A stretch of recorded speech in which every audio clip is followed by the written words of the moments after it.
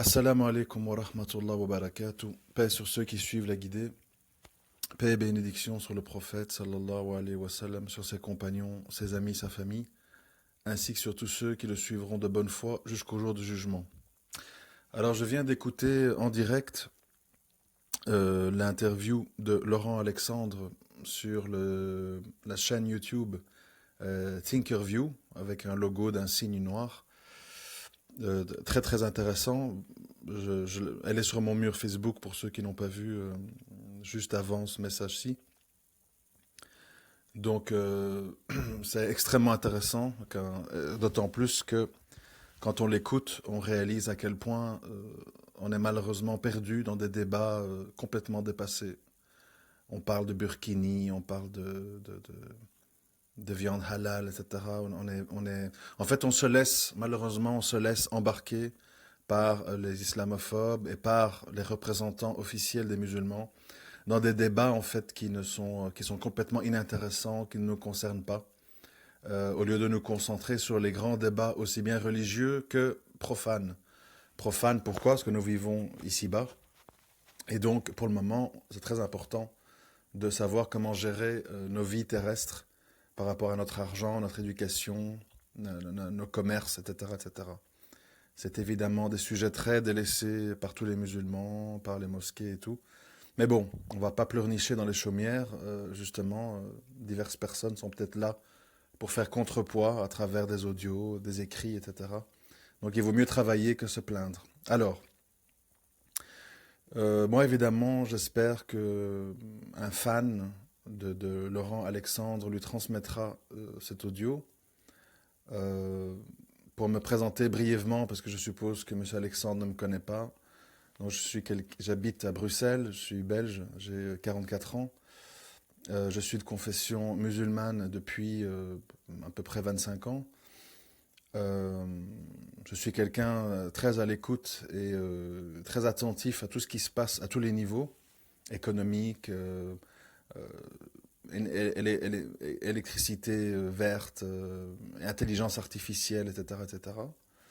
Et je l'écoute depuis pas mal de temps. Je l'ai mieux écouté aujourd'hui parce que j'avais le temps, j'étais prédisposé à être attentif. C'était en direct en plus, donc j'aime bien ce qui n'est pas préparé, formaté ou coupé au montage. Donc en direct, c'est toujours mieux. Et je l'ai écouté attentivement pendant plus d'une heure et j'ai mieux compris son discours. J'ai apprécié beaucoup de choses et certaines autres choses m'ont fait très peur. Évidemment, c'est une analyse et une réaction de la part d'un croyant musulman. Donc évidemment, je ne suis pas neutre, je ne suis pas, je vais dire, complètement les bras ballants face à cette déferlante de mise en garde et de conseils donnés par ce monsieur. Alors, qu'est-ce que je vais d'abord décrire brièvement pour ceux qui ne le connaissent pas et ceux qui n'ont pas lu ses livres. Je crois il a sorti un livre qui a pas mal de succès, que je vais peut-être lire, je ne sais pas, qui s'appelle La guerre des intelligences. Donc Laurent Alexandre. Je ne dis pas pour l'aider à vendre son livre, mais bon, il faut quand même dire son actualité pour être honnête.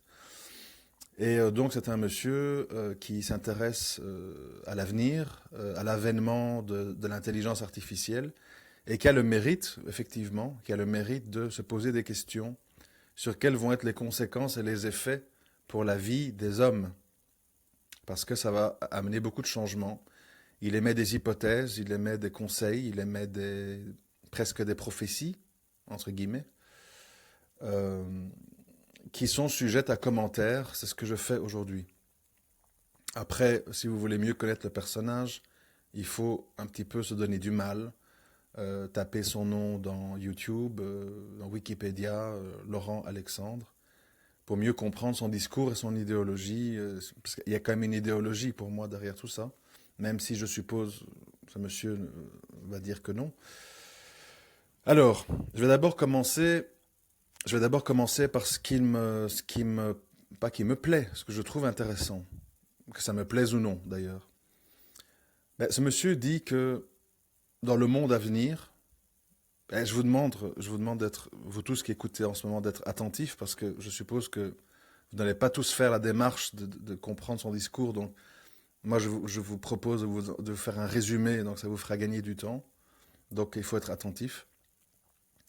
Donc, ce monsieur explique que dans le monde à venir, en paroles crues et directes, on va dire, il n'y aura plus de place pour les gens qui ont un quotient intellectuel moyen et surtout bas. Parce qu'effectivement, dans le monde d'avant, il y avait du travail pour ces gens. Du travail à la chaîne dans les usines, la maçonnerie, tout ce qui était un petit peu technique et robotique, qui ne demandait pas des capacités cognitives et cérébrales. Il y avait toute une série de nécessités pour que l'homme, en fait, travaille un peu comme un animal. Excusez-moi le mot, mais il faut appeler un chat un chat. Et aujourd'hui, de plus en plus, les robots, les logiciels informatiques remplacent les hommes dans les chaînes de montage de voitures, etc., etc. Et tous ces gens, encore plus demain, mais déjà aujourd'hui, tous ces gens sont devenus, on va dire, des fardeaux pour la société. Surtout que, pour le peu qui reste, on a l'équivalent, parfois euh, mieux, mieux qualifié et moins cher, dans des pays du tiers-monde. On le voit avec Zara, H&M et compagnie, qui font faire leurs vêtements Bangladesh, Birmanie, Laos, etc. Parce que ces gens travaillent pour 10 fois moins cher, 3 fois mieux, etc. Donc en fait, il y aura de moins en moins de travail, on va dire, technique pour des gens basiques, et le peu qui va rester sera réservé à des gens nécessiteux qui acceptent des vies d'esclaves modernes, voire d'animaux, pour satisfaire la demande qui va rester. Donc ça, c'est déjà un constat de base que je juge tout à fait exact, entre parenthèses.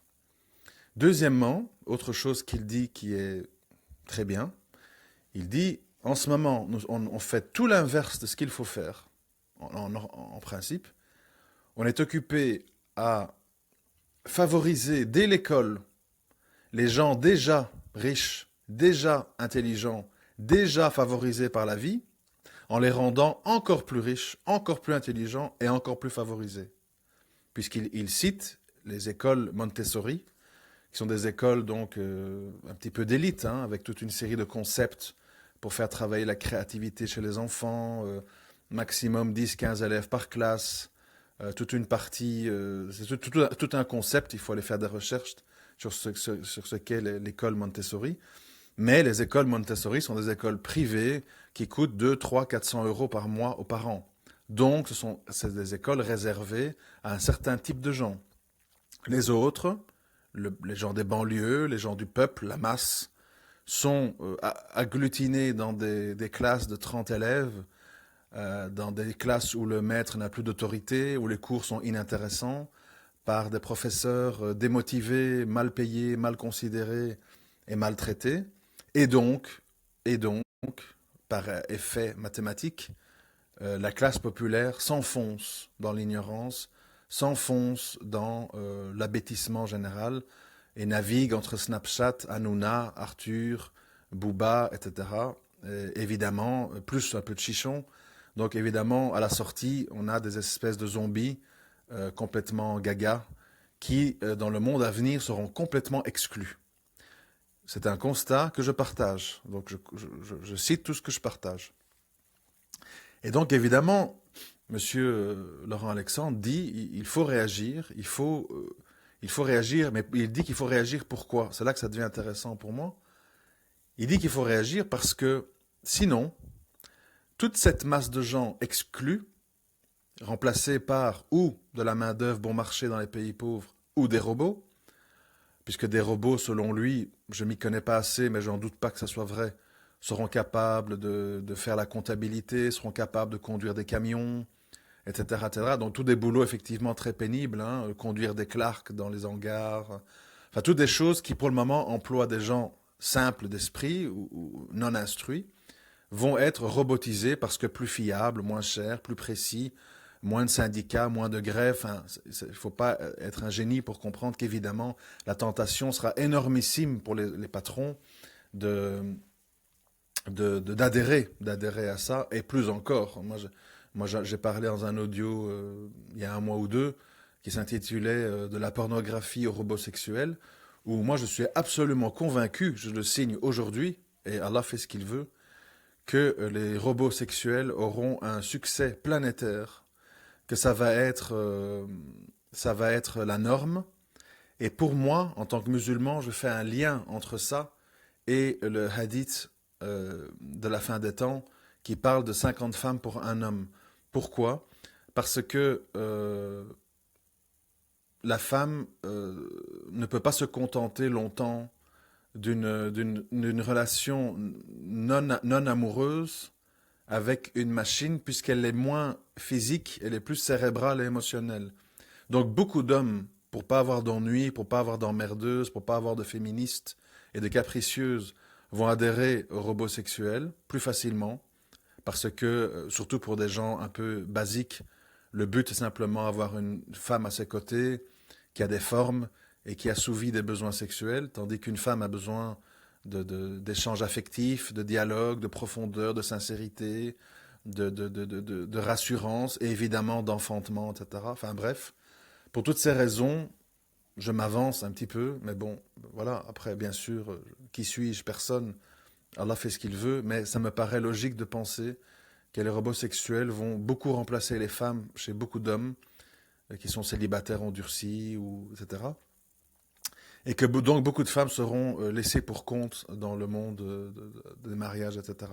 Tout ça pour dire quoi? Tout ça pour dire que effectivement, cet avènement de l'intelligence artificielle et des robots va bouleverser le monde à tous les niveaux, socialement, religieusement, économiquement, et il faut s'y préparer. Ça sert à rien de mettre la tête dans le sable, de faire semblant qu'on n'a rien entendu, de ne pas s'y intéresser, et puis de se retrouver, oh t'as vu, bon. C'est pas un hasard. Qui aurait cru, je sais pas, il y a 15 ans, que un site de vente de bouquins sur Internet, comme Amazon, allait 15 ans après brasser des milliards de dollars, être responsable de milliers de faillites de librairies, et que ça deviendrait la norme absolue pour les achats de CD, enfin livres et autres, parce qu'ils vendent de tout maintenant.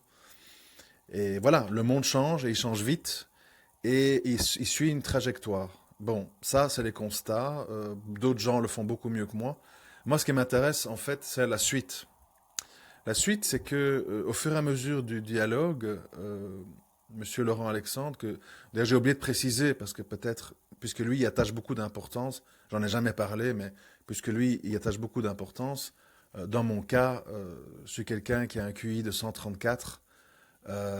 Donc je fais partie, selon lui, des gens entre les gens intelligents et surdoués. Donc voilà, juste pour situer, pour dire qu'il n'y a pas que des gens bêtes ou au QI bas qui peuvent avoir des croyances religieuses.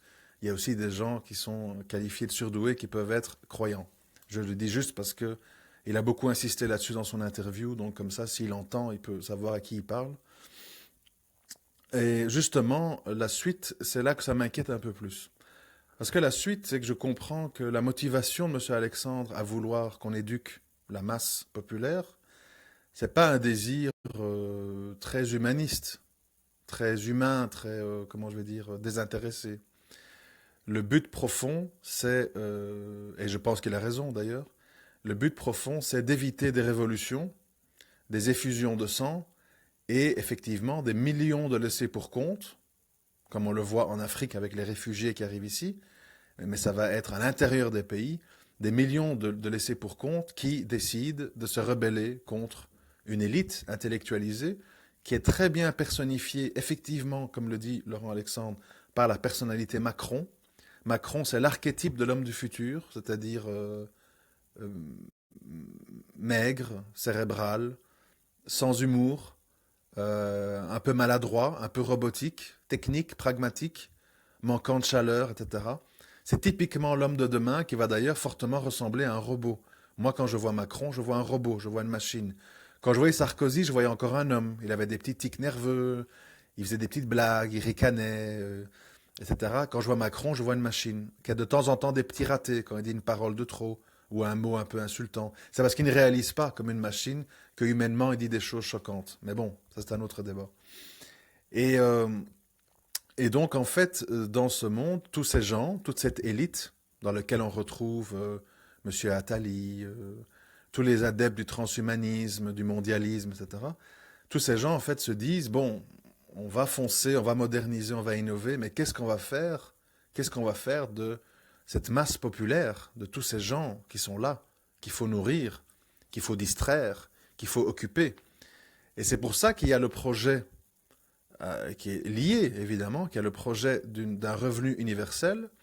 C'est qu'à un moment donné, le but de cette élite intellectualisée qui va être dans tout ce monde de la robotique, de la nanotechnologie, de l'intelligence artificielle, ça va être de mettre ces gens devant un écran de télé, à bouffer des chips, et à voir Arthur et Hanouna, et à surtout ne pas penser autrement, à faire des révoltes ou à contester l'ordre établi. Donc c'est ça le but de rééduquer vite cette masse populaire pour éviter ça. C'est en fait une mesure de protection, comme je l'avais expliqué à l'époque sur un autre sujet, sur la question du chômage, parce que malheureusement beaucoup d'entre nous ne comprenons pas ce que veut dire le chômage, le RSA. Le chômage est une invention qui a deux objectifs principaux. Il faut bien retenir ça parce que beaucoup de musulmans parlent du chômage sans comprendre de quoi il s'agit. Le chômage, ce n'est pas d'un cadeau, ce n'est pas un bienfait, ce n'est pas un trésor qui tombe du ciel, hip hip hip, hurrah. Le chômage a deux objectifs. Premier objectif, limiter l'inflation des prix. Si tout le monde travaille, si tout le monde est riche, les prix des objets, des biens, des maisons, des voitures, de l'or, etc., va monter trop vite, trop fort, et tout deviendra inachetable, comme c'est le cas aujourd'hui à Singapour, à Monaco, à Liechtenstein, en Suisse, etc. Deuxièmement, ça a pour but d'éviter des révolutions et des gens, tout simplement, qui n'ont rien à perdre et qui se mettraient à faire des braquages, vendre de la drogue, kidnapper, violer, voler des cartes de crédit, que sais-je, enfin, tout ce qui existe en minorité qui deviendrait la norme, puisque les gens mourraient de faim. Donc ça, il faut bien comprendre, le chômage, ce n'est pas un cadeau, ce n'est pas de l'amour, ça n'a rien à voir. Ce sont des mesures de préservation économique et sociale, tout simplement. Voilà pourquoi j'ai toujours dit, les chômeurs ne doivent pas culpabiliser. Ils sont chômeurs parce qu'on le veut. Et quand on ne le veut pas parce que on peut se permettre d'avoir de l'inflation, on a besoin d'eux dans le monde de l'emploi, à ce moment-là, on va tout faire pour les faire travailler. C'est tout. Mais quand il n'y a pas, on va dire, écoute, prends tes 800, 900 000 euros, va à la maison, joue à la PlayStation, regarde Arthur, regarde le PSG et l'OM, et tiens-toi tranquille, nous on avance. Bref, un autre débat, mais qui est relié. Donc ici, c'est le même but, c'est-à-dire qu'il faut éduquer la masse pour éviter qu'elle soit mise de côté, parce qu'effectivement, il y aura des millions de nouveaux emplois dans de nouveaux secteurs. Le problème qu'il y a, et ça c'est ma première remarque que je ferai à Laurent Alexandre s'il m'entend, c'est que de tout temps, de toute époque, dans le monde entier, sauf des très petits pays, effectivement, Liechtenstein, Andorre, Singapour, etc., Macao, que sais-je, dans un grand pays, il y a une grande masse de gens, et dans une grande masse de gens, il y a toutes sortes de gens. Et l'humain est ainsi fait que certains aiment dominer, certains aiment être dominés, certains aiment donner des ordres, et certains aiment recevoir des ordres. Certains sont des créatifs, d'autres sont des exécutants, etc., etc. C'est ce qui crée la complémentarité humaine depuis la nuit des temps. C'est que chacun est assigné à des tâches et chacun a des caractères, des affinités et qui le prédisposent à avoir un certain rôle dans la société. Et en voulant amener tout le monde à être des bac plus 10, neurotechniciens, de machin, etc., j'ai les plus grosses craintes quant à la complémentarité d'une société composée exclusivement d'intellectuels et de scientifiques. Je ne pense pas du tout que ça va pacifier les choses. Et ce serait nier ce que je viens d'expliquer, c'est la nature humaine. Je pense que la nature humaine, elle est ni animale ni robotique, elle est humaine. Et il faut en tenir compte. Toutes les sociétés, toutes les idéologies qui n'ont pas tenu ça en compte ont créé des régimes totalitaires, destructeurs, commis des génocides, le communisme au Vietnam, au Cambodge, le nazisme en Europe, etc. Et aujourd'hui, avec certains extrémistes musulmans qui, par impatience, voudraient créer effectivement un fascisme islamique dans lequel toute personne qui ne pense pas suivant de telle ou telle façon doit être éliminée, stigmatisée, traitée d'apostat, etc. C'est les mêmes symptômes, hein, c'est les mêmes fonctionnements. Euh, donc moi je crains en fait une dictature transhumaniste dans laquelle finalement l'humain n'a plus beaucoup sa place et seuls sont acceptables un certain profil d'individus, ce qui n'arrivera jamais parce que heureusement nous sommes tous différents, il y a des gros, il y a des minces, il y a des petits, il y a des grands, il y a des penseurs, il y a des techniciens, enfin bref. Donc c'est ce désir comment on appelle, ce désir d'unification vers un chemin unique me fait peur, premièrement. Deuxièmement, et là c'est beaucoup plus inquiétant, et j'ai un désaccord là beaucoup plus grave avec M. Alexandre, c'est malheureusement la tentation dans laquelle il me semble être tombé, la tentation éternelle des êtres humains, de penser qu'à chaque fois qu'ils évoluent, qu'ils inventent, qu'ils se perfectionnent, ils vont devenir, entre guillemets, des dieux. Et c'est ce que Laurent Alexandre avoue à la fin de son interview, en disant, avec conviction en plus, dans le monde de demain, nous n'allons plus mourir, nous pourrons tout créer, nous serons les maîtres absolus de tout. Nous allons envahir le cosmos, nous allons en fait tout contrôler. Et moi, ça me fait quand même beaucoup sourire parce que ça me rappelle en fait les déclarations des grands empires, des grands responsables, chefs, les pharaons, les Jules César, les Nérons, donc qui se sont crus tout puissants en disant mon empire, le soleil ne se couche jamais sur mon empire tellement il est vaste. C'est-à-dire qu'il y a toujours cette tentation qui pour moi est diabolique chez l'être humain de penser que quand il contrôle quelques paramètres, quand il invente certaines choses, il se projette déjà comme étant quelqu'un qui n'a plus besoin du créateur des cieux et de l'univers. Parce que je rappelle que l'humain, pour ceux qui l'oublient, l'humain utilise à 100% des fonctions, des objets et des matériaux créés par le créateur unique qui s'appelle Allah pour nous les musulmans. Qu'est-ce que je veux dire par là? On va me dire c'est abstrait. C'est pas abstrait du tout, c'est très concret. Ça signifie que la main du chirurgien, elle a été faite par Allah. Les synapses cérébraux du physicien quantique ont été créés par Allah. L'or, l'argent, le lithium, le cuivre, le bauxite, l'uranium qui est dans notre sol ont été créés par Allah. La mouche qui nous dérange, qui vole autour de nous, ou le moustique qui vient nous piquer la nuit, ont été créés par Allah. Tout a été créé par Allah, du début à la fin. Sans lui, les photons lumineux qui rentrent dans nos yeux et qui provoquent une image dans notre cerveau seraient une cavité noire et nous serions tous aveugles et on ne pourrait rien faire ou pas grand-chose. Cette humilité, c'est ce qui manque à cette génération de gens dans lesquels on retrouve Mark Zuckerberg, Tesla, M. Alexandre, enfin, Attali, etc. C'est-à-dire que malheureusement, et c'est ce qui va les perdre, c'est ce qui me fait dire qu'ils vont droit à un échec, s'ils tombent dans la tentation, bientôt nous contrôlerons tout, bientôt nous ne mourrons plus, bientôt nous pourrons tout soigner, bientôt nous allons envahir le cosmos, et finalement c'est très dangereux pour les religions, puisque nous serons devenus des dieux. C'est ce qu'il dit à la fin de son interview. Et ça explique tout.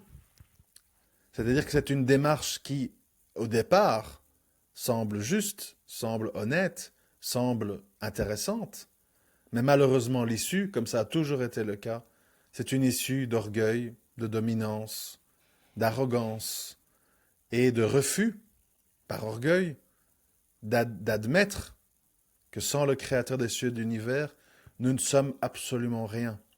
Vos rêves les plus fous, monsieur Alexandre, seraient rayés de la carte en une fraction de seconde si demain le créateur des cieux et de l'univers, nous envoie une tempête magnétique, nous envoie un météorite, un astéroïde, nous envoie, comme on le dit dans cette interview, un signe noir, hein, des milliards de tonnes de glace qui viendraient à fondre dans le Gulf Stream, dans l'Atlantique, et nous nous retrouvons tous à crever de froid sous 10 mètres de neige, etc.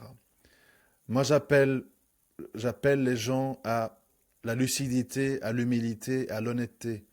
Oui, le progrès existe. Oui, il y a du bien dans le progrès. Oui, l'avènement de l'intelligence artificielle et des robots est inévitable. Mais attention, si tout ceci n'est pas placé dans le cadre de la soumission au Créateur des cieux et de l'univers, encore une fois, comme l'Atlantide, comme l'Égypte, comme les Grecs, comme les Romains, et comme demain, sans doute, nous serons rayés de la carte. Et ça, il faut le dire, c'est-à-dire il faut dire aux gens, oui, nous devons nous instruire, oui, nous devons progresser, oui, nous devons inventer, oui, nous devons soigner, oui, nous devons alléger les souffrances de l'être humain, oui, nous devons éliminer les métiers pénibles et abrutissants. Mais attention, gardons à l'esprit qu'il y aura toujours des pauvres, il y aura toujours des handicapés, il y aura toujours des gens à faible QI, il y aura toujours des gens qui n'ont pas un esprit scientifique. Qu'est-ce qu'on va en faire? On va ouvrir un Auschwitz? On va les euthanasier? On va les enterrer vivants? On va les amener au peloton d'exécution? Non. Si on est humain, non. Alors il faudra faire avec. Et il faudra donner de son temps, donner de son argent, trouver des idées pour que ces gens s'épanouissent, soient utiles et puissent avoir une vie digne de ce nom. Et ça, dans cette course folle à la dominance de l'intelligence artificielle, ça ne semble pas avoir sa place. Et ça, c'est inquiétant. Parce que contrairement à M. Alexandre, je ne pense pas qu'on pourra demain transformer plus de 500 millions d'Européens, et 350 millions d'Américains et je ne sais pas combien de 500 millions de Nigériens du Nigeria en 2050. On ne pourra pas transformer tout le monde en Einstein, en Zuckerberg, en Tesla, Elon Musk et compagnie. Non, j'y crois pas. Maintenant, il faut trouver des solutions, oui, des solutions humaines, bien sûr, mais ces solutions ne peuvent pas exister si elles ne sont pas au préalable soumises à un espèce de carcan idéologique qui est vécu comme un carcan par les gens qui refusent l'idée d'un créateur, qui est de dire on ne peut pas faire n'importe quoi, on ne peut pas faire des choses n'importe comment, il y a des limites, il y a le respect, il y a l'honneur, il y a la compassion, il y a l'empathie, il y a la patience, il y a l'endurance. Si toutes ces valeurs sont rayées de la carte et il n'y a que le progrès, la performance, le quotient intellectuel, la dominance, les armes, la vitesse, etc., malheureusement, encore une fois, selon moi, hein, je ne prophétise pas, je ne fais que dire ce qui s'est passé dans l'histoire avant nous, malheureusement, nous serons une fois de plus rappelés à l'ordre par le Créateur de toutes choses, qui va dire, mes petits humains, je vous ai laissé jouer, vous avez de nouveau fait les cons, eh bien je siffle la fin de la récréation, retour à la case départ, on recommence.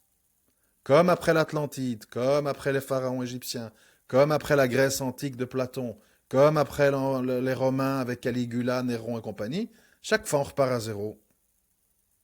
Parce qu'on ne veut pas, on s'obstine à dire, je ne veux pas me soumettre à Dieu. Il n'y a pas de Dieu, il n'y a pas de règles, ni Dieu ni maître. Je fais ce que je veux avorter, je veux euthanasier, je veux être homo, je veux être LGBT, je veux défiler dans la gay pride, mon corps rempli d'huile avec une plume dans les fesses. C'est ma liberté, et je veux adopter des gosses, et je veux avoir le droit de ceci, et je veux avoir le droit de cela, et je veux qu'on m'assimile un enfant dans le ventre pour avoir une grossesse.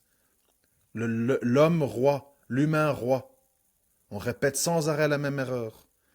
Et ce transhumanisme, s'il tombe dans le même piège de vouloir faire de l'humain un roi, un dieu, il sera inévitablement humilié, pas par moi, bien entendu, mais par le Créateur de toutes choses. C'est inévitable. Donc moi j'appelle ces gens à continuer leur travail, à continuer à donner des conseils pour une société moderne, plus juste, plus, comment je vais dire, plus en phase avec la réalité des choses. C'est vrai que le système éducatif actuel est désastreux, mais attention à l'orgueil, attention à l'aveuglement, qui mènera inévitablement à une apocalypse économico-sociale avec des conséquences inattendues, graves et périlleuses pour tout le monde. Voilà, je m'arrête ici pour pas être trop long, pour être écouté, parce que si ça dure 3 heures, je sais qu'on zappe.